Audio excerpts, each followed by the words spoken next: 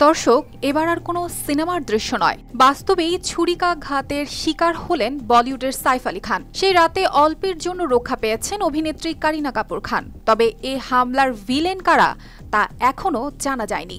স্থানীয় সংবাদ মাধ্যম বলছে, বলিউড এক অভিশপ্ত অধ্যায়ের মধ্য দিয়ে যাচ্ছে।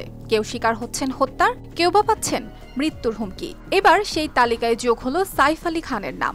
বান্দ্রার এই বিলাসবহুল বাড়ি, যেখানে পরিবার নিয়ে থাকেন বলিউডের নবাব সাইফ আলী খান। সেই রাতে বাড়ির সবাই যখন গভীর ঘুমে আচ্ছন্ন, তখন বাড়িতে ঢুকে পড়ে দুর্বৃত্তরা। এলোপাতাড়ি সাইফকে ছুরিকাঘাত করে পালিয়ে যায়। 250-টিরও বেশি ডিজাইন অপশন নিয়ে ওয়ালটন স্মার্ট ফ্রিজ, বোঝে আপনার প্রয়োজন। মুম্বাই পুলিশ জানায়, রাত প্রায় 2:30টার দিকে এই ঘটনাটি ঘটে।